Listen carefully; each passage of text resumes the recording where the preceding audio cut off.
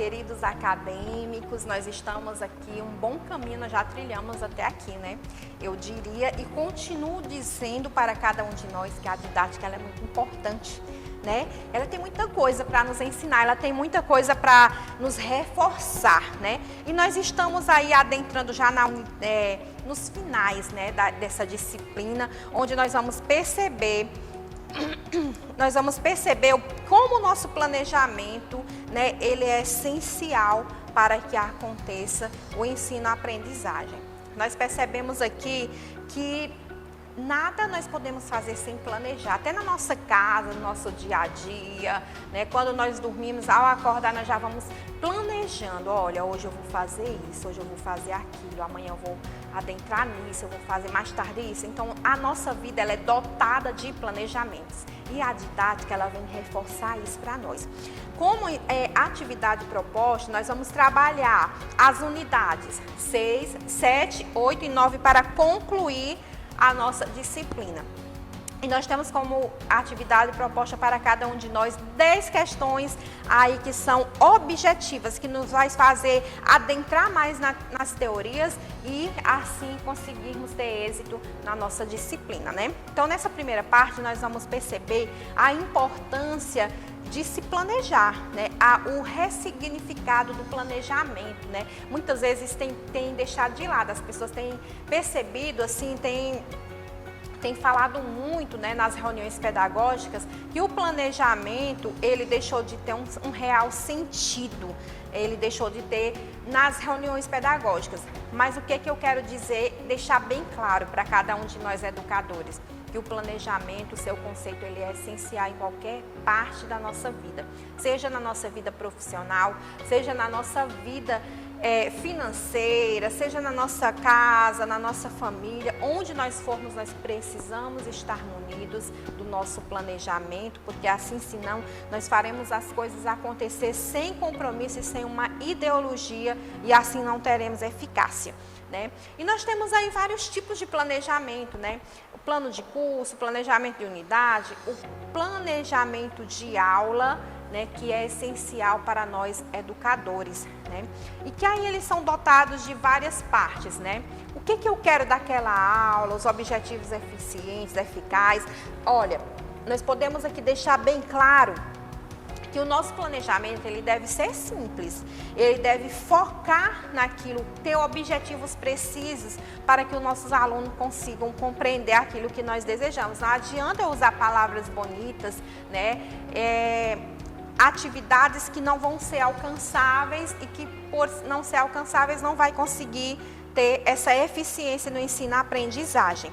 Então, eu diria isso, que para nós a didática, ela vai usar do planejamento para encontrar as técnicas eficazes para que o conhecimento ele aconteça de forma eficiente e essencial nas nossas salas de aula. Não podemos ser professores e chegar lá na sala de aula porque eu sou formada em letras em inglês, eu já sei o verbo to be de cor e salteado e por isso eu não vou me planejar para essa aula e nós podemos ter surpresa nessa aula, né? Nós sabemos aí que nós estamos no mundo tecnológico, que todo mundo sabe, tem o YouTube e tudo vai acontecer, tem o nosso amigo Google e que os nossos alunos eles são eficientes e eficazes e eles vão conseguir nos pegar. Então, para que nós pudéssemos dar uma boa aula e chegar a uma finalidade, um denominador comum, o nosso planejamento eficaz e eficiente, com o pé no chão, ele será essencial para que isso aconteça na nossa prática pedagógica.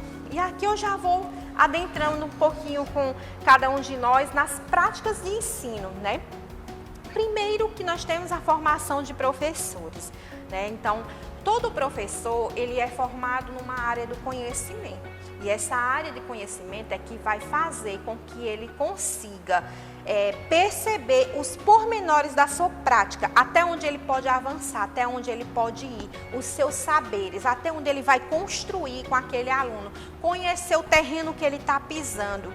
É essencial para cada um de nós percebermos e termos como base, né, a nossa meta enquanto professores e também o que o nosso curso propõe e também o que nossa sala de aula almeja de nós enquanto educadores. Nós vemos aí bons nomes da educação que muitas vezes eles ficam meio que, eu vou usar a palavra taxados, por usar algo que seja difícil demais, então preciso adequar o conhecimento que eu recebi no meu curso para que assim eu possa ter essa prática de ensino dentro da minha sala de aula eficaz e eficiente.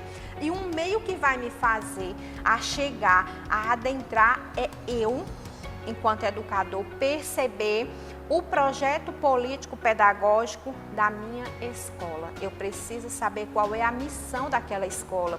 Eu preciso saber qual é o terreno que eu estou pisando, o que aquela sala de aula espera de mim enquanto educadora. E através do projeto político-pedagógico que eu vou perceber esse pormenor, que eu vou perceber essa importância, que eu vou saber onde eu posso puxar mais do meu aluno, o que eu posso adentrar nesse mundo dele e não deixar a desejar enquanto educador.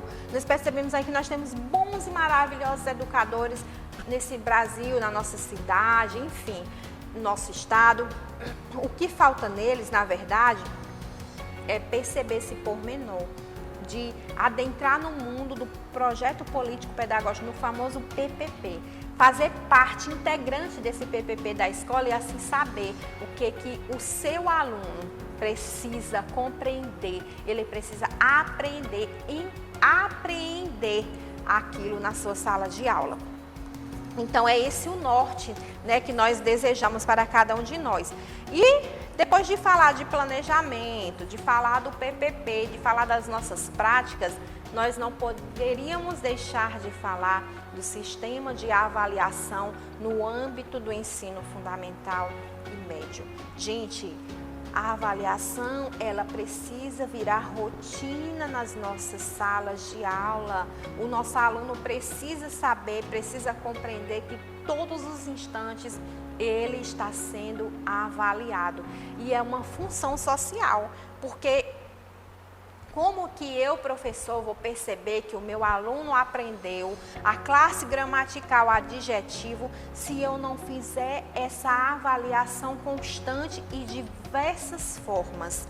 Eu não posso mais, enquanto educador do século XXI, me adentrar somente num conteúdo, numa forma de avaliação. Eu estou punindo o meu aluno se eu fizer somente no fim do mês uma avaliação escrita. Eu estou punindo o meu aluno se eu deixar de avaliar ele dia após dia, aula após aula, o que ele avançou, onde ele precisa melhorar, perceber o que ele aprendeu. Eu, enquanto educador, preciso ter essa ideia, fomentar, estar munido dessas informações sobre os avanços e dificuldades do meu aluno. É uma forma contínua. A avaliação, ela precisa ser contínua. E quando a gente diz que a avaliação é contínua, a gente coloca lá nos nossos planejamentos escritos. Avaliação contínua. O que é mesmo contínua? O que eu espero dessa avaliação contínua enquanto educador? É eu perceber que eu planejei para dar artigo definido e indefinido durante essa semana, né? Então, o meu planejamento, todos os dias, na segunda-feira, eu vou explicar o conteúdo, vai ser slides, né? Então, eu vou perceber o que meu aluno aprendeu com aquele slide, o que eu falhei para que eu possa melhorar. Na terça-feira, nós vamos assistir um vídeo. Eu baixei um vídeo do YouTube, né, que fala sobre artigo e nós vamos assistir. Eu preciso perceber se o meu aluno, ele compreendeu aquela forma de ensino-aprendizagem para que eu possa avaliar. A avaliação contínua é isso. Na quarta-feira, eu posso fazer um exercício de fixação, né? Eu digitei, imprimi, e aí o meu aluno, ele precisa compreender aquela atividade como um processo de avaliação.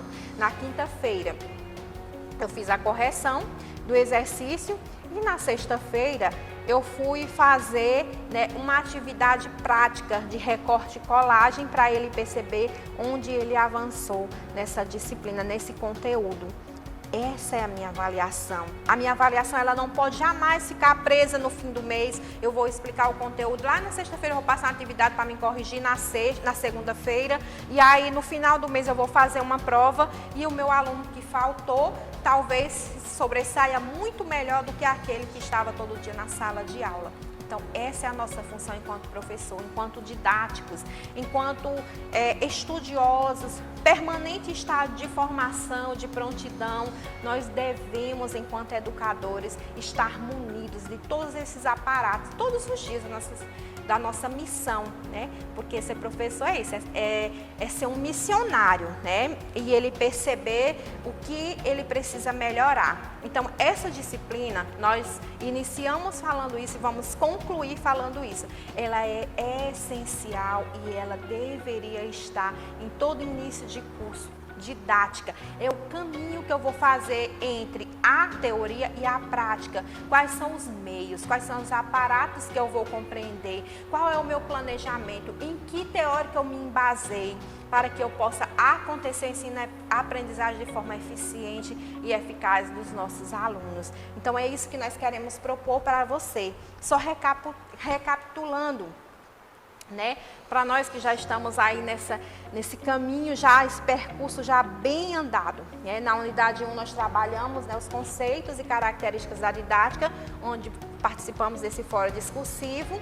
Na unidade 2, 3 e 5 nós fizemos as atividades subjetivas, né? Conhecendo aí os estudiosos, o que eles propõem, como é que o ser humano aprende, como é que o professor pode lidar com esse processo de ensino-aprendizagem.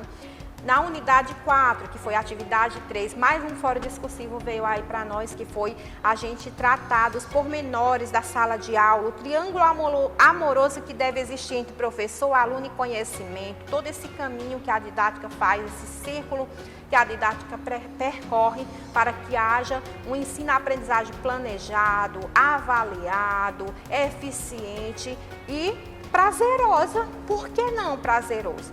E nessa unidade 6, 7, 8 e 9 nós estamos propondo para você, querido amigo educador, né, que nós possamos nos planejar, né, todos os dias da nossa vida. E o nosso planejamento às vezes vai acontecer falhas, às vezes vai acontecer que nós temos que mudar totalmente. Nós temos que ser como os mágicos, né, ter essa cartinha na manga, né, já pensando nessa possibilidade. Se não der certo dessa forma, eu posso fazer dessa, eu posso me juntar e realizar de outra forma, né?